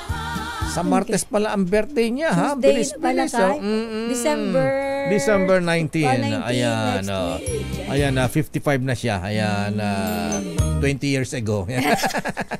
Happy birthday advance, Boss Ayan. SRD. At syempre, Mr. Michael is my guy para always sir mabilis ang isip. Mag Memo Plus Gold araw-araw. Mabibili po yan sa Mercury Drug at available din online sa Shopee at Lazada. Ninong Professor Boy Benesa. Memo Plus Gold, lamang ang brainy good. Report mo na ni Edniel at nilalanggam na yung asukal doon sa Marikina. Ha? Naubos na ng langgam. Ang presyo ng asukal dyan sa Marikina Public Market, umaabot pa rin daw sa 90 pesos lakay. Mahal pa Grabe rin. naman. Oo.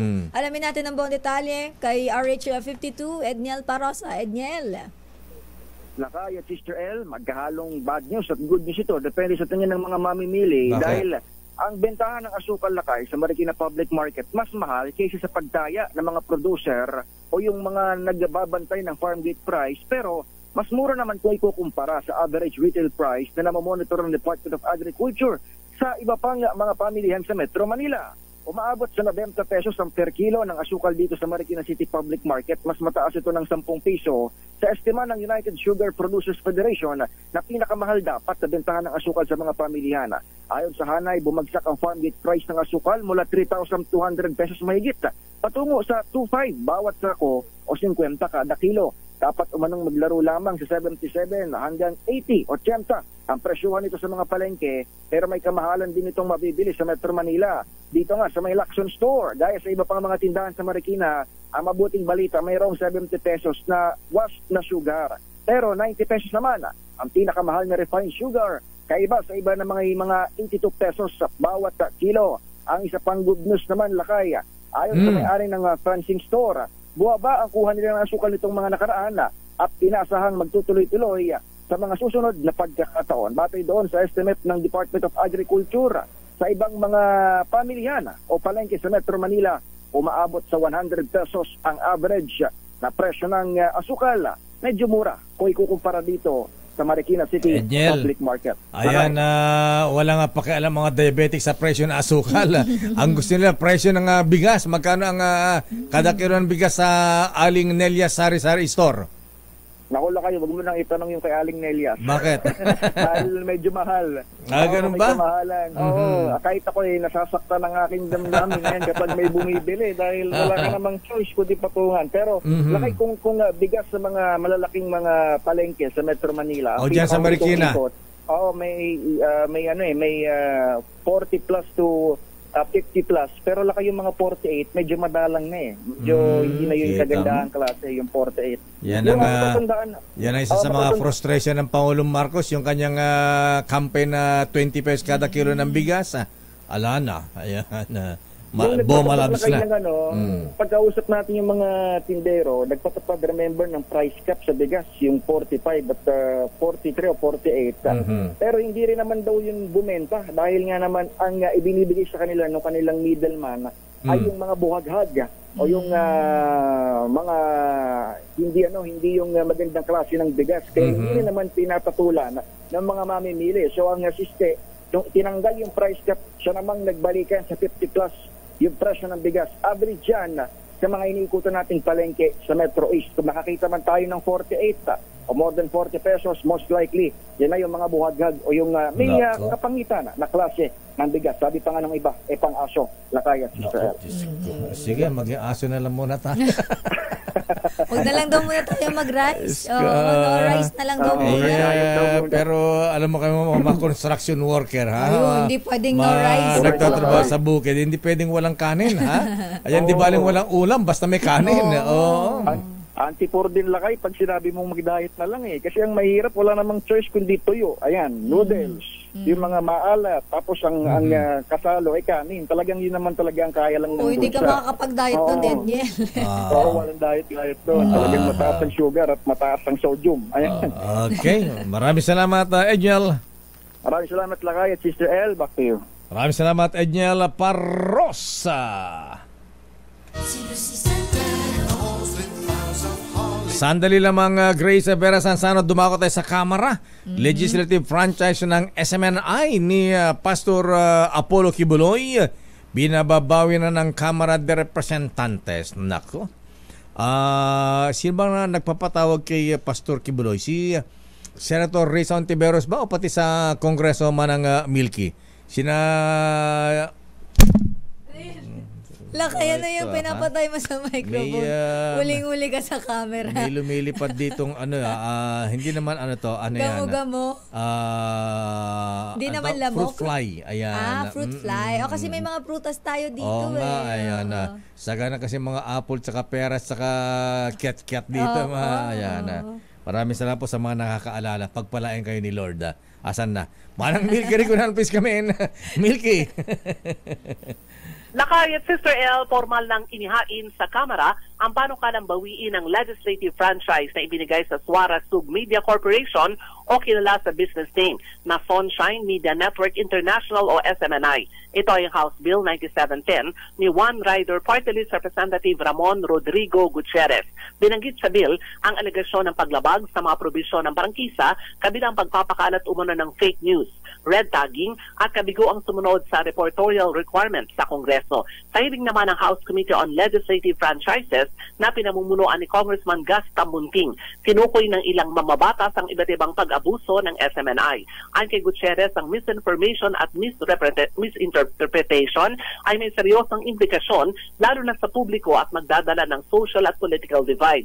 Ang operasyon anya ng SMNI ay pwede umanong banta sa national security at stability kung magpapatuloy ang paggamit sa platform nito para magpakalat ng hindi verified at hindi totoong mga statement. Sa plenaryo ng Kamara kahapon, pinagtibay ang House Resolution 1499 ni PDA Party List Representative Margarita Nograles na umapela sa National Telecommunications Commission o NTC na suspindihin na ang operasyon ng SMNI. Samantala, Lakay at Sister L, dahil na rin sa diwa ng Kapaskuhan, inaprobahan ng komite ni Tambunting ang apela naman ng mga SMNI anchor na sina Jeffrey Celis at Lorraine Badoy na makalaya sa detensyon sa Kamara for humanitarian reasons kasabay ng paghingi ng tawad sa komite. Para sa kauna-una sa Pilipinas, Milky, si RH, si Pastor Kibuloy ipapatawag ba sa Kongreso? Yun ang gusto, Lakay. Halos lahat ng miyembro ng House Committee on Legislative Franchises gusto nila na humarap si Pastor Apollo Kibuloy. Yun din ang panawagan sa Senado naman at sa Kamara pala sa Senado ni Senator Risa Hontiveros para daw maliwanagan dahil unang-una siya naman daw ang may-ari ng naturang media network. Abay, sabi ni Mike Abe, siguro dapat... Si Mike Abe na naman, Lakay. Si Kuyang Jason sa pala. Ayan. Sabi ni Kuyang Jason sa na consultant pala ng SMNI, ha? Abay, dapat siguro... 1 million daw Lakay ang ang kanyang PF. Iba talaga ang Kuyang Jason sa. Consultancy fee 1M. Ayan. Sana all. Ayan. Sabi, dapat daw papuntahin si Pastor Kibuloy sa Senado at Kamara para ipag-pray over ang mga senador at mga congressmen. Hindi, Lakay. Baka pag pumunta siya doon, ay marami pang ihaharap na mga kaso laban sa kanya. Kasi sa panig naman ng Makabayan Black sa panguna ng Gabriela Party List, si Congressman Arlene Rosas, meron siyang panawagan din na imbestigahan yung human trafficking na alegasyon. Ito rin yung panawagan din ni Senator Risa Hontiveros. So, mas maganda makapunta rin siya sa Kamara at sa Senado sa mga hearing para yung lahat ng alegasyon na binabato sa kanya masagot na rin laban sa SMNI. Okay. Maraming salamat, Madam Milky. Merry Christmas, Ninong Deo. Merry Christmas.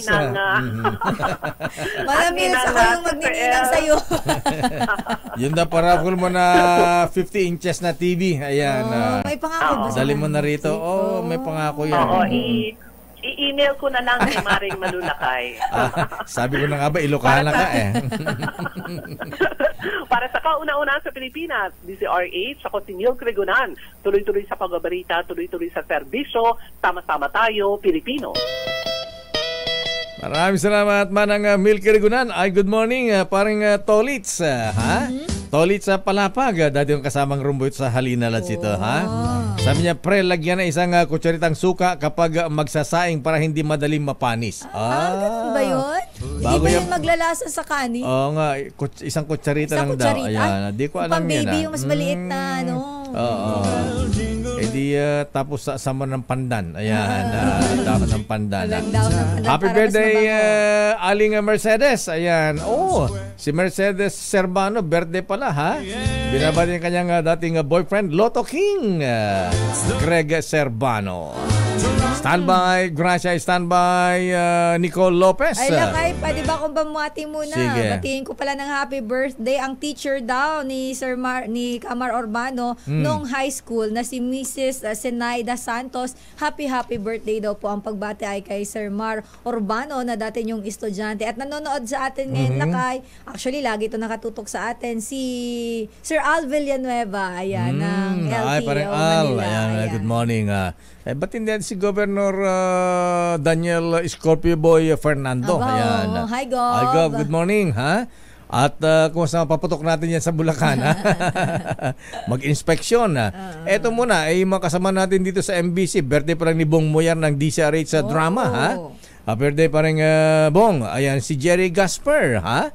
At saka si Angelica Cosme at si Eric San Pedro ng radyo natin. Happy birthday mga pare ko. Sandali lamang, Nicole. Standby, Grace. Si Lucio ko ng Pure Gold. Abay, malaki ba ang pabonus din sa kanilang mga staff, ha? May payout na cash dividend daw sa mga shareholders ngayong Pasko. Sa mga mamimili sa mga suki, wala ba? Standby, Nicole. Standby, Gracia. Oras, Sister L. It's 9:56. Chap! Binawi mo pa ang Christmas bonus namin. Dami mong commercial, ha? Mga bonus pa? Bonus, ha? Sige na nga. Teka muna, bati mo natin si Ninong Richard C. ng Regal International Isnaka Food Corporation dyan sa Pasig. Sarap naman ng sweet corn. Thank you po. Talagang very 90s lang. Kaya ako batang 90s ako, diba? Ganun ba? Ayan. Noon pa naman kumakain na talaga ng sweet corn. Favorite ko ng sweet corn, ha? Tigpipiso pa yan noon. Ganun ba? At yung packaging niya ngayon, mas malaki na. Baka tinalo yung cornic namin sa Paway, Ilocos Norte. Inana Rosa, ha? Ay, good morning, Kuyang Peter Ungson. Ayan. At ganoon din kay happy birthday kay Ala Balse, ang magiting daw na farm manager ng Anawin. At binabati natin ay Kuyang Edwin at ating Shirley dahil siya sa Campo Aguinaldo. Ayan. Abay, batin daw natin sa kanilang bloodletting activity sa 5th Field Artillery Battalion ng Philippine Army led by Kuyang Lieutenant Colonel Mike Rayman sa Tanay Town Center. Sa Tanay Rizal ngayon, ha? Ngayon pong December 13, para po sa mga may pangailangan ng libreng dugo, pwede sila makipag-ugnayan sa 5th FAB sa may camp Kapinpin, Tanay Rizal. Hanapin lamang si Staff Technical Sergeant Gahardo. Ayan, dugong alay ito, ha, mga kapatid, para sa ating mga kababayan. Report mula kay Grace Vera Sansano. Ang presyo ng gulay bumaba pero inaasahang tataas daw yan bago mag-Pasko. Nako, saan niya dyan sa may Nueva Ecija ba yan? RH at 25. Grace Sansano. Grace? Miss Elaine Lacaideo, dito yan sa bahagi ng Nueva Vizcaya at maging sa Nueva Ecija. Sa katunayan, ang kamatis ngayon ay nasa 5 piso hanggang 6 pesos na lamang kada kilo. Ganyan kabagsak ang presyo ngayon ng kamatis. Kaya luhaan ang mga magkakamatis. Maging ang presyo ng wombok, ito yung Chinese cabbage, nasa 5 piso hanggang 7 pesos lamang. Habang ang kalabasa ay 8 pesos hanggang 12 pesos. Pero ang ilan ay nananatili sa kanyang presyo. Inaasahan, natataas daw ito ngayong papasok na Pasko. Yan ang inamin ni Nueva Vizcaya Agricultural Trading Manager ng Nueva Vizcaya na si Manager Gilbert Cumilla. Kadalasan daw pagpapanahon ng papalapit na ang Pasko ay dito na tumataas. Malaking bagay daw yan sa mga magsasaka. Matatandaan na nitong nakalipas na 2 linggo ay tonelada ng mga kamatis ang itinapon na lamang sa gilid ng bundok sa bahagi ng Nueva Vizcaya na ito nga ay hindi na napakinabangan. Yan ang ating update. Ito si RH25, Grace Vera Sensano, tuloy-tuloy sa pagbabalita, tuloy-tuloy sa serbisyo, sama-sama tayo, Pilipino. Your business is our business. Maraming salamat, Gracia Vera Sensano. At may statement pala ang Philippine Society of Agricultural and Biosystem Engineers. Pasabi, ayan, kaugnay sa yung bombing sa Mindanao State University, abay marin nilang kinukondina ito.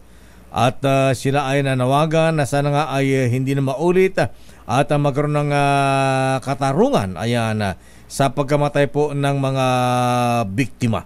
At sa mga nasugatan, at itong pagkondina ay medyo mahaba ito, Ayan, signed by Dr. Jovita Agliam, President, at General Alexis Tamundong, Board of Trustee, and 10 other Board of Trustees ng Philippine Society of Agricultural and Biosystem Engineers. O nga, may mga nahuli na ba mga suspect? At report mula kay Miss Nicole Lopez, anong meron kay Lucio ko ng Pure Gold? Balakay si Lucio ko may payout na cash dividend na sa shareholders ngayong Pasko. Alam natin ba detalye sa report ni RH17, Miss Nicole Lopez. Nicole. Ninong na ninong ang retail tycoon na si Lucio ko dahil sa kanyang pamasko sa kanyang mga shareholder. Idineklara ng Pure Gold Price Club Incorporated na siyang retail chain niko ang 30% cash dividend payout para sa shareholders ng Pure Gold. Nagkakahalaga ito sa 97 centavos per share, naaabot naman sa 2.79 billion pesos. Payable naman ang mga nasabing dividendo sa January 18, 2024 sa mga shareholder, pero ibibigay na niya ito sa kanila sa December 27. Ang pagbibigay na ito niko ng mga dividendo ay tumutukoy anya sa year-on-year increase nito kumpara noong 2022. Hindi lang ang Pure Gold niko ang may pa-payout, kundi pati ang kanyang liquor firm na The Keepers Holdings. Mayroon naman itong 50% na payout ratio at ibabalik sa kanyang shareholders bilang cash dividends na umaabot sa 1.12 billion pesos. Ito na may tumutukoy din sa 41% year-on-year increase sa annual cash dividends ng liquor firm niko kumpara noong nakaraang taon. Samantala, lumakas pa ang palitan ng piso kontra dolyar sa halagang 55 pesos and 57 centavos kada US dollar. At yan ang ating balita sa mundo ng negosyo. Your business is our business. Mula sa kauna-unahan sa Pilipinas, DZRH, ito si Nicole Lopez. Tuloy-tuloy sa pagbabalita, tuloy-tuloy sa serbisyo. Sama-sama tayo, Pilipino. Nicole, wala yan sa emperador tsaka fundador super special. Good morning Ninong Winston ko, Ninong Andrew Tan. At sabi ni Kuyang Attorney Vladimir Amir Putin Momo Pelaez, abay dun sa pag-golf tournament ni birthday boy Boss Bong Pineda ng Lubao, Pampanga sa Pradera, nagkaubusan na raw ng ticket, sa gustong maglaro sa Pineda Golf Cup, abay mantay mo naman papremyo ay 2 Land Cruiser, 2 Ford Raptor, at meron pang 3 pa-hole-in-one ni Romel Sitin, abay Photon Harabas, Cherry Tigo at electric vehicle. Happy birthday kay Kuyang Orlando D. Kay Orly D. Ayan, Kuyang Orly, binabati ni Attorney Amir. At good morning din kay Kuyang Freddy Martinez. Ayan, si General Birong daw ang RD ng PNP Region 2, Abay, General Birong Sir, ha? Tingnan mo yung mga Chinese students dyan na bakit nahilig sila sa target shooting dyan, firing. Kapag duda yung mga ano nila kuya nga dyan sa Boy at Mapili, ha? Ayan. Pag-practice. Oo, alam natin mga Chinese negosyo, bakit ito target shooting ang lahat na yata ng mga firing range pinupuntahan nila. Baka lalakay hobby nila. Ganun ba? Hobby Pati ba nila. mga estudyante, Ang grupo, ganun ba target yan? shooting. Ay, good morning Ninang Grace C. Ayan, binabati po ni Boss Richard Z. At paring Harry D. Good morning, Merry Christmas. At Dr. Alan Racho, ayan, good morning. Huwag ka daw mawala sa Christmas party at birthday ni Mr. Cesar Lee, ha? Baka manalo ka na naman ng Toyota Fortuner. Kaswerte ng doktor na yan. Talaga. Lagi ba nag-uuwi lang? Ay, oo. Batiin ko lang lakay Parang pala. ikaw, tsaka si Milka na swerte sa raffle. Ay, lakay. Alam mo, kapag ka... Hindi ko alam kung nagkakataon, pero thank you, Lord. Ibinibigay ni Lord lakay eh. Sabi na aking bubit, inuorasyonan doon ni Aling Yolanda eh. Hindi naman lakay. Grabe na. Baka may maniwala dito lakay. Hindi na ako masalili sa raffle. Sige. Pero batiin ko lang ng happy 39th anniversary, wedding anniversary si Ka Bruno Rogelio. Ayan. Sa kanyang Mrs. Now na si Elizabeth Bruno, 39th anniversary nila kahapon. Belated po, December 12. Ayan. At yan na ang kabuhan natin palatuntunan ng Damdaming Bayan. Ako po si Deo Macalma. Sister Al po, Elaine Apit. Hi Mama Yoli, love you. Stay safe everyone. Orasyon. Ayan, yung bonus at 13-month pay, ibigay nyo na. Huwag na hintayin ng December 24. Ay, mga dahay, kumusta? Nabigyan na ni Ma'am yung ating 13-month pay. DJ Red Separation tulong susunod na. Wonder Woman, Miss May Binauhan. Bye-bye. Ingat sa mga kolesterol, ingat sa kain-kain. Diet muna. Ayan, kolesterol free ng lechon ni Aling Lydia. Ayan. And it's just about